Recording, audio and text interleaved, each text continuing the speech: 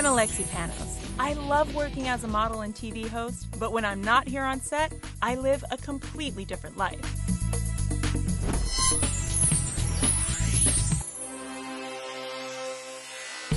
We're turning extreme situations into extraordinary results. Our mission is to innovate, renovate, and elevate the lives of people in need. This is Operation Build.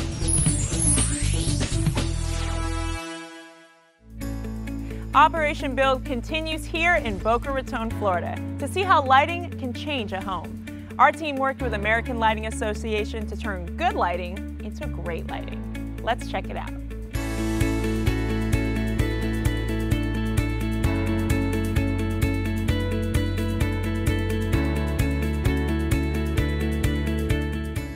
Eric, this is an amazing house you have here. Thank you very much. Lots of lighting in it, I noticed. Yes, we think Hi, so. nice to see you. Great to see you, Alexi. Yeah, I see you've met my sidekick, Andrew here. I'm the one that I show up on time on like my... I noticed that. That's why I pay him the big bucks. Now, Eric, do you know he owns a lighting company? I the do. president of Capital Lighting. Well, that explains why your home is so well lit and it's so beautiful. Why, thank you. Yeah, so tell me about the lighting in your home. We believe that the lighting is the most important piece of the puzzle. You have beautiful floors, beautiful walls, but if it's not lit properly, none of it looks as good as it should. Of course, of course. We're here to show the viewers how we can transform good lighting into great lighting. So I know we have another expert here. Yeah, actually the American Lighting Association is one of the great educational forums for people wanting to learn lighting in the profession and also for homeowners. And Joe Rey-Barreau is a phenomenal teacher and professor. I learned a lot from him, as did many members of our staff, about how to light a home properly. Perfect, so we can pick his brain. If he's willing to have it picked, I guess that's perfect. All right, great. So we will see you later, and we're going to go find Joe. Let's go find Joe. So this is beautiful. It is, it's amazing. Yeah, and I'm really excited we were able to do this and Eric's invited us in because I get so many letters from people about lighting. It's a really confusing aspect. There are so many choices, LEDs, compact fluorescence, and then obviously the original incandescent light bulb. So exactly. knowing where to go is really important. Exactly, and then fixtures are such an easy way to update a space. Yes, yes. Yeah, which is why Joe is here. You must be Joe. I'm Alexi. Nice to meet you. Great to meet you. Joe, or Professor, may I call you Professor? That's all right. Pleasure Yeah. to meet you. Good for me. So many of our viewers are writing in and they have questions about light bulbs, LEDs, fixtures, where to start. So first let's start with why is lighting important in the home? Well, needless to say, we have to have lighting to see. So whatever else we have in the house, we have to have good lighting, ideally, to be able to see our furnishings and our flooring and all the other things in the home. And then lately, there's been just a tremendous amount of change in the industry, both from the technology and from the style part of the equation. There are now numerous alternatives that homeowners have in terms of either as incandescent, you have compact fluorescent, you have LEDs, which are really taking over the lighting industry. Yeah. LED is actually an amazing technology. It's fascinating to me, and I do seminars where I show a slide of Thomas Edison with his incandescent light bulb in 1879. 1879? 1879. That long ago? Yeah, Wow. and if you think about all the things that we've invented since 1879, Right. you have the airplane, the telephone, as I like to say, even waffle makers. Yes. But The important stuff. Right. In addition to all that, we still have been using the same technology for the last 140 years. Effective but inefficient, I'm guessing, the incandescent bulb. Very ineffective. In homes, it's actually been interesting. We have not used a lot of incandescent outside of homes because energy efficiency has been more of a priority in commercial applications. But in homes, we actually spend a relatively small amount of our energy on lighting, so it hasn't been as high of a priority. But now the technology of LED is so positive and so comprehensive that really it's expected that by 2020, over 75 to 80% of all the lighting in homes will likely be some form of LED. Wow, so tell us a little about those positive benefits from LED. LEDs are amazing. They are 4 to 5 times more efficient than incandescent. They last literally forever. Yeah, I love that yeah. because then you don't have to change it all the time. I can do forever. Yeah. I Let's mean, work for and him. I'm not exaggerating. I mean, we're talking about 35, 50 years Yeah. potentially as a light output. So you can pass your light bulbs on to your children, then, is what you're saying. You literally can. Yeah. I mean, That would be the worst gift ever. or the best. You Or never the know. best. Yeah, of course. Yes, gift of light. So technology is great, but as a female, I'm really interested in style and trends. So tell me a little about the kitchen. Well, this is an amazing kitchen, and it actually has a lot of the things that we talk about as standards that we should use in a kitchen. For example, we always talk about using 3 kinds of lighting: task, ambient, and accent. One of the biggest mistakes that we see in a kitchen is that you don't have enough light sources, meaning that you might have a single fixture in the center of the kitchen, which creates shadows as you kind of walk around the kitchen. So in this case, he has 4 layers of light. He has a recessed lighting, which actually serves both as task and ambient lighting. Then you have a decorative fixture, which would be a second layer over the island. That is actually supplemented with recessed lighting that actually is bringing light down onto the island surface.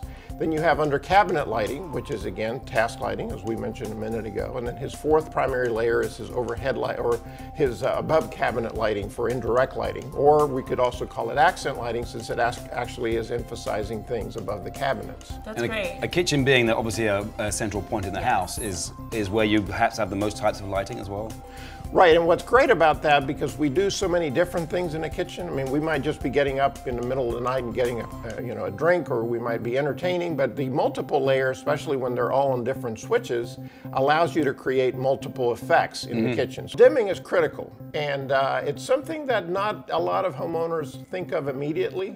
It's something, especially in a kitchen, we've always historically thought of dimming as something you did in the dining room. You know, if you have a chandelier, you put a dimmer on it. Yeah. But now, especially with LED lighting, which is very easily dimmable, you should put every single layer on a dimmer. One important thing to remember, though, if you're using dimming for LED lighting, is that you have to make sure, and again, we talked earlier about going to an ALA showroom, you have to match the exact type of dimmer to the type of LED that you're using. And not just in general, but literally some specific fixtures, you'll have, the manufacturer will give you a specific product number for a dimmer that they have to use. So that's very important, because that's created some challenges sometimes. Yeah, and you know, as somebody who doesn't know that, obviously you've got a contracting background and you're the expert. For someone like me, who, let's say I'm redesigning my space, how would I go into something if I wanted a really interesting layering technique in my kitchen? How would someone like me go and design that?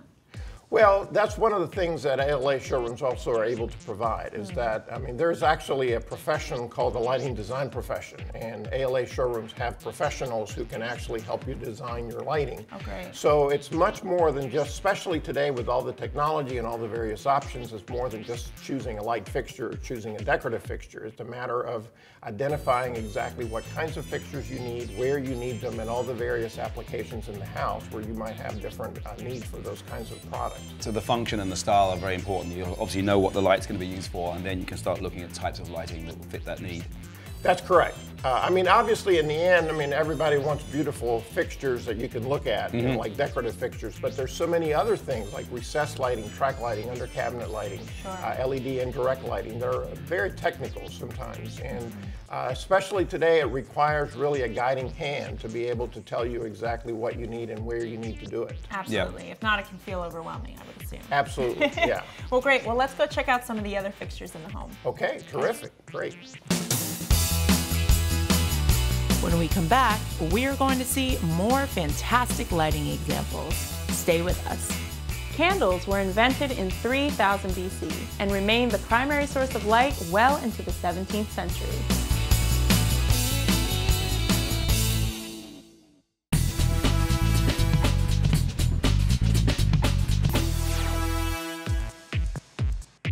Operation Build is here in Boca Raton, Florida, with our expert on lighting design.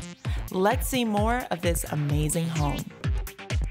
All right, you guys almost done? Almost done. Get to work. Yeah, I mean, honestly, this home is so beautiful, and there's so many different ways to light, and you've done such a great job of doing that. Thank you so much. Yeah, so Joe, tell us about, I think this is pluralism in here, right? See, it's already catching on. I know, I love it. Well, again, we have the same concepts that we talked about in the kitchen in terms of the multiple layers. Sure. So we've got obviously the chandelier, which is the one thing that most people think about when we're dealing with the dining room. But then to supplement that light, we have a lot of other things happening. We have recessed lighting. In fact, the very interesting technique here is the fact that there are two recessed fixtures. that are actually towards the end of the table. And by these new accent lighting products that you can get with LED, you can actually select the beam spread. So you can, for example, select a beam that's very tight on the table, so that holidays and so on, you can actually emphasize the china, the silverware. Makes everything pop. That's great. Yeah. I need pop. Yeah. There you go. We like pop for holiday time. Yeah. That's good. So then we also have some perimeter lighting that's actually being used both for general lighting and for accent lighting on the sides of the room.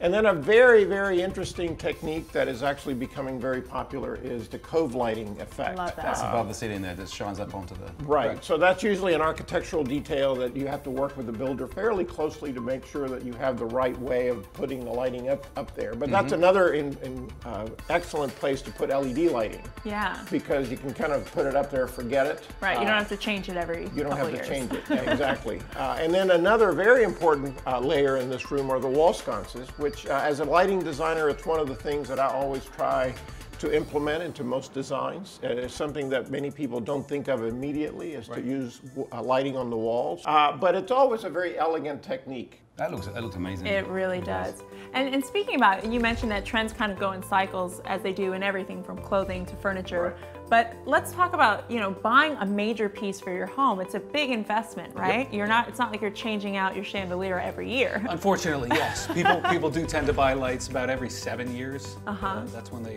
redesign their home. We are in an era of self-expression like we haven't really seen with Facebook and all the various social media channels. People want to share what they're doing in their home, so they feel the freedom to be a little bit different. Yeah. So they're able to use pluralism to express many different facets of their personality.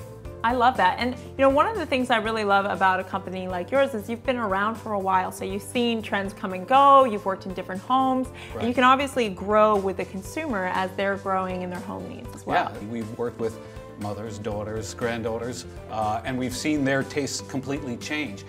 We've been around 90 years. Wow. So many of our sales associates have been with us decades, but even if they're new, they go through rigorous training so they know the advice to give, thanks to this gentleman here and the great ALA stuff that we avail ourselves to. Now, what about the person who wants something new, wants something different, wants to express themselves, but they don't really know where to start, they don't know what their style taste is? What would you recommend for them? Well, you come into the showroom, you have a conversation with a lighting specialist. Many times, most ALA showrooms will have the sales associate come back to your home to do a walkthrough, get to know your tastes, get to know the size of the space, and work with you to find the perfect piece for your space. That's perfect. I love that. So obviously, I mean, like I've said, you have just an amazing space. You've done a great job of showing different types of layering and pluralism. Now that I know those terms, I'm going to use them. Prepare yourself. I'm ready. So thank you for opening up your home to us. We really appreciate it. And of course, thank you for sharing all your expertise. You're very welcome. Yes.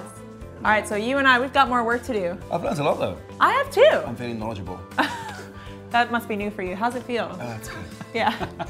Don't exhaust yourself. All right, guys, we will see you soon, I'm sure. And thank you so much again for everything.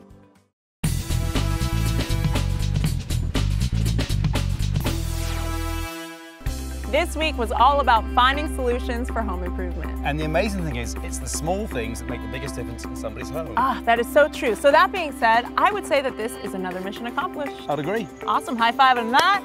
For Operation Build, I'm Alexi Panos. I'm Andrew Van Jumbo, and we'll see you next time. As always, if you know of someone in need or suffering a negative life circumstance, we hope you'll email us. And don't forget to like us on Facebook and follow us on Twitter.